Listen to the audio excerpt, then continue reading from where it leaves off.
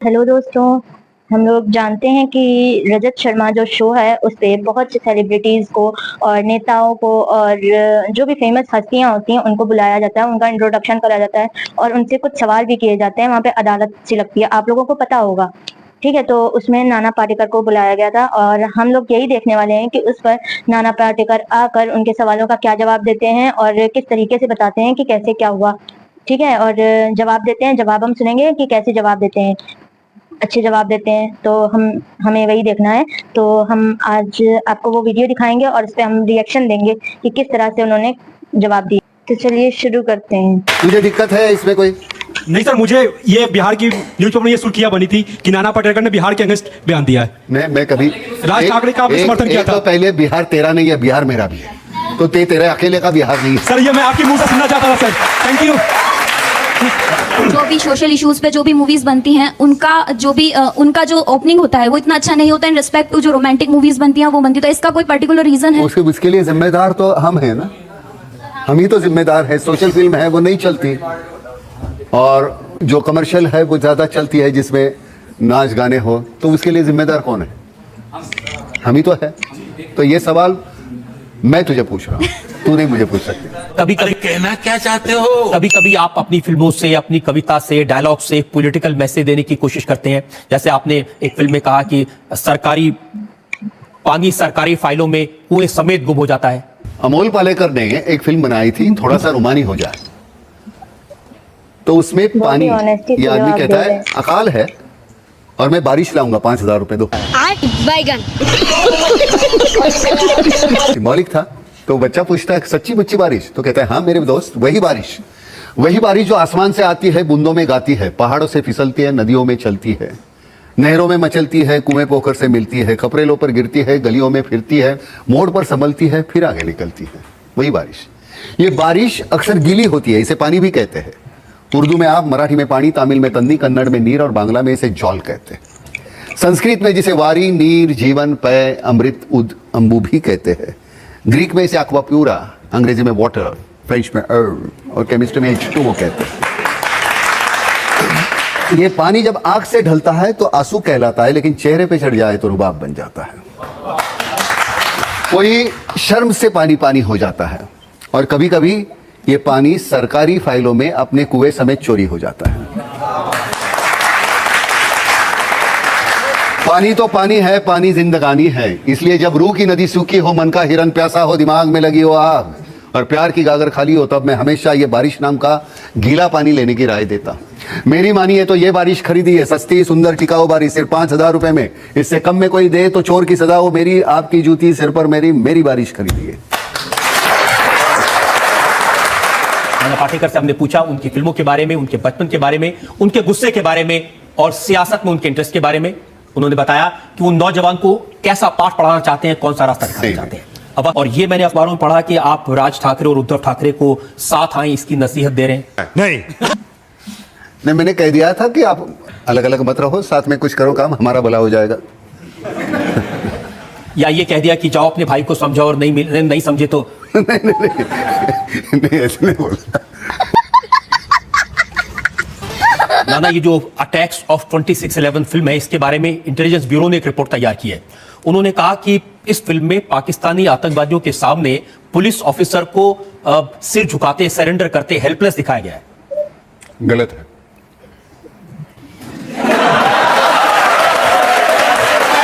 और ये भी गलत है कि होम मिनिस्ट्री ने बहुत सारे अमेंडमेंट, डायलॉग्स को चेंज करने के लिए, सीन्स को चेंज करने के लिए कहा है। नहीं, बिल्कुल नहीं। सेंसर बोर्ड को एक चिट्ठी लिखी होम मिनिस्ट्री, वो चिट्ठी की कॉपी मेरे पास में है। नहीं, मुझे नहीं मालूम।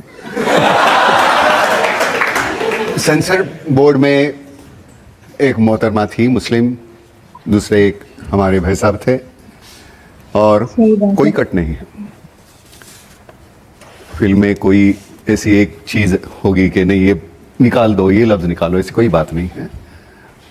तो उसमें जो चिट्ठी में लिखा है कि खुफिया विभाग ने सरकार को आगाह किया है कि फिल्म में हमले के दौरान राज्य और केंद्र सरकारों को हतप्रभ और दुविधा में दिखाया गया है।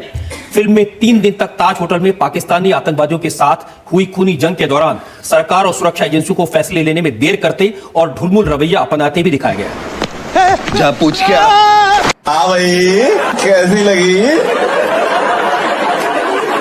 आगे स्वाद। नहीं तो इसका मतलब आईबी की इंफॉर्मेशन कमजोर है। शायद।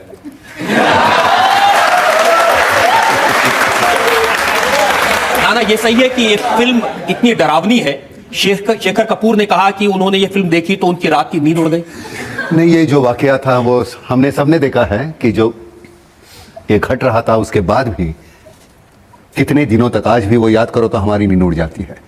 तो वो सामने देखने के बाद तो ये बिल्कुल जायज़ है कि वो नींद तो आएगी नहीं, क्योंकि ये बात ऐसी नहीं कि याद करके हम उसे खुश हो जाए। घिनौनी बात है।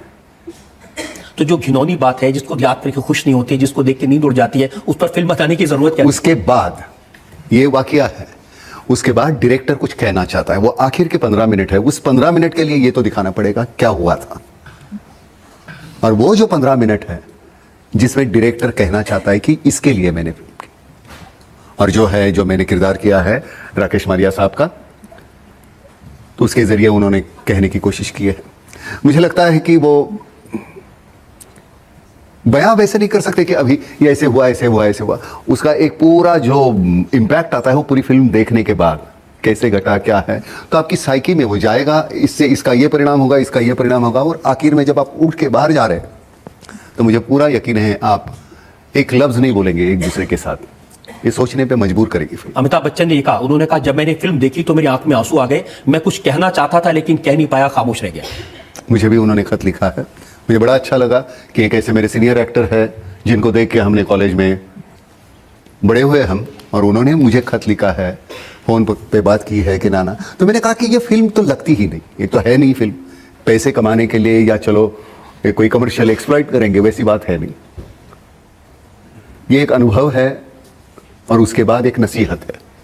तो मुझे लगता है कि ये सब यही उम्र के बच्चे हैं, कोई भी धर्म या पंथ का होगा, मेरा बच्चा ऐसे करता क्यों है, मुझे लगता है ये जड़ तक मुझे जाना चाहिए।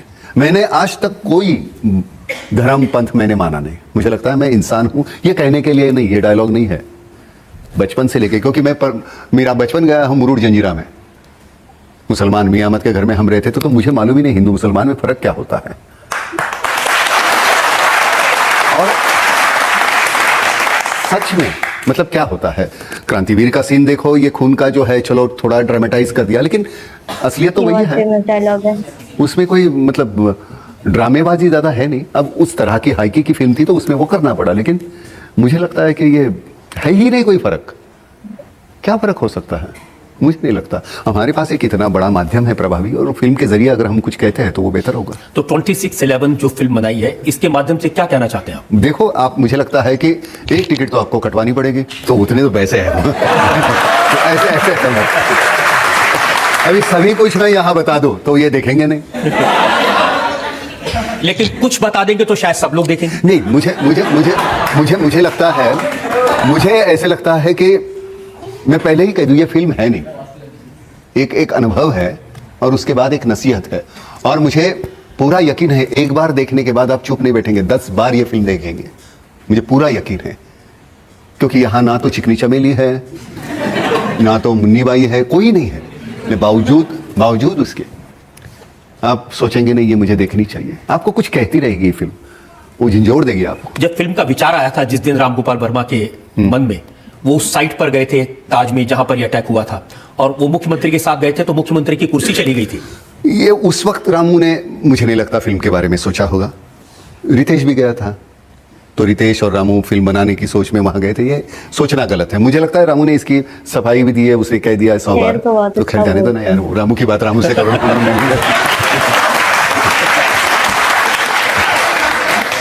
लेकिन अब ये फिल्म जब लोग देखेंगे तो क्या उसके बाद किसी 2-4 लोग की कुर्सी जाएगी? नहीं, कुर्सी नहीं जाएगी, मतलब यहां से मतलब मजाक की बात अलग, लेकिन ये फिल्म देखने के बाद मेरे इन बच्चों में बदलाव बहुत आएगा। मुझे लगता है कि ये नया जो क्रॉप है, ये इनके लिए ये फिल्म है, ये इनके फ्यूचर के लिए है। तो मैं किसकी कुर्सी जाती है नहीं जाती उससे मुझे कोई लेना देना नहीं, ये सब ठीक हो जाएंगे, फर्म हो जाएंगे, मुझे उससे ज्यादा लेना देना है। So I am sure that you love it, confirm. नाना, अगर आपका ये कमिटमेंट है कि इस फिल्म से हमारे नौजवान बच्चे कुछ सीखेंगे, तो ये जो इल्जाम है ये मैं वापस ले लेता हूं। अरे अब नहीं भी लेंगे तो क्या फर्क पड़ता है। 40 साल में इतने इल्जाम लगे, कोर्ट में पहली बार आया हूं। नहीं, मेरे पास बड़ी लंबी फहरिस्त है। नहीं वो तो होगी ना।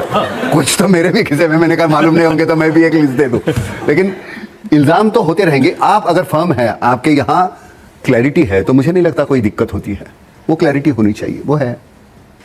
पैसे के लिए तो फिल्म बनाई नहीं है, मुझे मालूम है। अगर इससे पैसे कुछ मिलते भी है अगर प्रोड्यूसर को, तो हमने बताया कि भाई ये बातें करनी होगी तुम्हें, ऐसे करो ऐसे करो ऐसे करो। क्योंकि ऐसी फिल्म में एक कमर्शियल, उसका एक्सप्लॉयटेशन कितना करोगे तुम। मैं यहां मैं सवाल पूछूं, अगर प्रहार देखिए आप, कितनी बार देखी?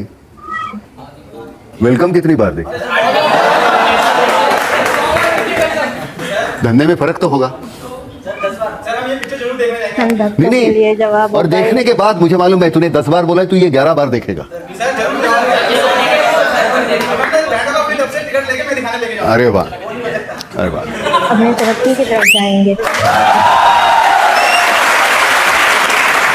नाना, फिल्म इंडस्ट्री के लोग ये कहते हैं और उनमें ये इंप्रेशन है कि बहुत शॉर्ट टेम्पर्ड है। हाँ ये बिल्कुल। चिल्लाने लगता है, ये डांटने लगता है, लड़ने लगता है, बिल्कुल। झगड़ा करता है। वो स्क्रीन का, उसके पैसे मिलते हैं मुझे। नहीं, सच्ची। मतलब वो रोल के लिए, बाकी गुस्सा तो होता हूं।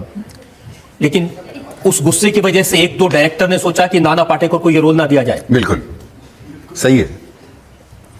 ए वेडनेसडे का रोल आपको इसलिए नहीं मिला। बिल्कुल, मुझे नसीर ने बात बताई है कि नसीर वाला रोल वो मुझे देना चाहता था। नसीर ने मेरा नाम सजेस्ट किया था, तो पांडे ने कहा नहीं यार, वो कहीं मार खाना पड़ेगा, तो मैं नहीं मिला। तो मैं बाद में मैं पांडे को मिला हाल में, तो मैंने कहा ऐसे मत कर यार। मतलब थोड़ा गुस्सैल हूं, लेकिन मैं पागल नहीं हूं यार। एक और किस्सा मैंने सुना कि एक डायरेक्टर ने आपको कहा कि हीरोइन डांस कर रही है तो नाना थोड़ा से हाथ पैर हिला दो, लेकिन नाना तो ऐसे देखते रहे। अब वो हाथ पैर हिला रही थी, मैं बाबा याद आए तो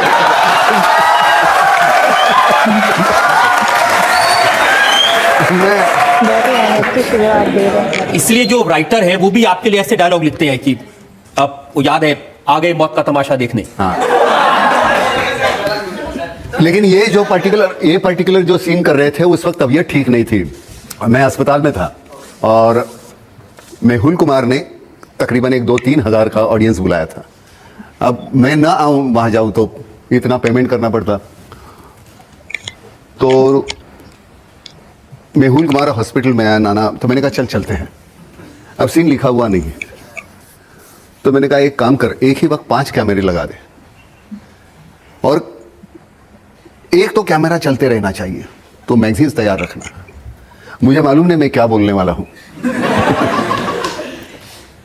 और वैसे सीन हुआ है। वो पहले लिखे हुए नहीं थे। ये बहुत लंबा डायलॉग है। हाँ। पूरा आ गए मेरी मौत का तमाशा देखने, अब मुझे लटका दोगे, जुबान ऐसे बाहर आएगी, आंखें। आपको याद है? हाँ, याद नहीं। आप सुनना चाहते हैं? ये सच में ये याद नहीं है अभी। अच्छा, इनका कहना है कि देख के अगर इसमें से 1-2 लाइनें भी आप बोल हाँ, दें तो चलो लोगों को मैं अच्छा।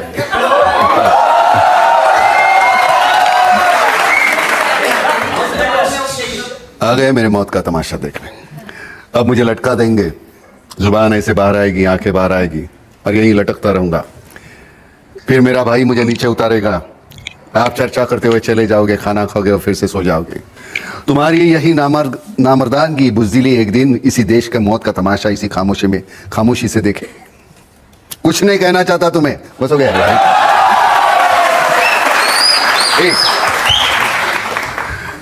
मुझे मालूम नहीं, वजूद फिल्म देखी है किसी?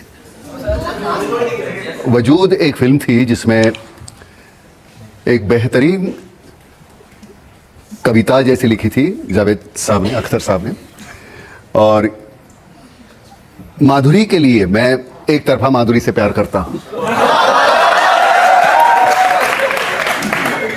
जाहिर है उसकी तरफ से तो नहीं हो सकता था ये। मैं एक्टर हूं, उसमें डायरेक्टर हूं नाटक का, और वो सोचता है कि माधुरी है वहां, और वो सोचते हुए वो कहता है, माधुरी के लिए कहा था तो आज तक भूला नहीं मैं। कैसे बताऊं मैं तुम्हें मेरे लिए तुम कौन हो? कैसे बताऊं मैं तुम्हें? तुम धड़कनों का गीत हो, जीवन का तुम संगीत, तुम जिंदगी, तुम बंदगी, तुम रोशनी, तुम ताजगी, हर खुशी प्यार हो, प्रीत हो, मनमीत हो। आंखों में तुम, यादों में तुम, नींदों में तुम, ख्वाबों में तुम हो मेरी हर बात में, तुम हो मेरे दिन रात में, तुम सुबह में, तुम शाम में, तुम सोच में, तुम काम में। मेरे लिए पाना भी तुम, मेरे लिए खोना भी तुम, मेरे लिए हंसना भी तुम, मेरे लिए रोना भी तुम, और जागना सोना भी तुम। जाऊं कहीं देखूं कहीं, तुम हो वहां, तुम हो वहीं। कैसे बताऊं मैं तुम्हें? तुम बिन तो मैं कुछ भी नहीं। सही बात है। उम्मीद है ये वीडियो आपको पसंद आई होगी और नाना पाटेकर ने जो जवाब दिए हैं वो भी आपने गौर से सुने होंगे कि इन्होंने मुसलमान के बारे में बताया था कि मुसलमान हिंदू एक हैं और टिकट तो कटवानी पड़ेगी, ये भी उन्होंने बताया था पिक्चर देखने के लिए, ठीक है। और उन्होंने ये भी बताया था कि हमारे युवा जो हैं वो कुछ ना कुछ सीखेंगे। वो जो भी पिक्चर बता रहे थे या जो भी उन्होंने इस वीडियो में बताया है तो उसको आप लोग गौर से देखेंगे, समझेंगे तो आप लोगों को समझ में आएगा कि ये क्या बताना चाह रहे थे, ठीक है। क्योंकि आजकल माहौल बहुत ज्यादा खराब हो चुका है, तो इसलिए हमें अपनी उन्नति के ऊपर ध्यान देना चाहिए कि अपने प्रोग्रेस के ऊपर ध्यान देना चाहिए कि हम किस तरह से कामयाब हो पाएंगे, सफल हो पाएंगे। तो उम्मीद है आपको वीडियो पसंद आई होगी। वीडियो पसंद आई हो तो लाइक शेयर सब्सक्राइब जरूर करें और सब्सक्राइब करके बेल आइकन को ऑन जरूर कर दें। जरूर से जरूर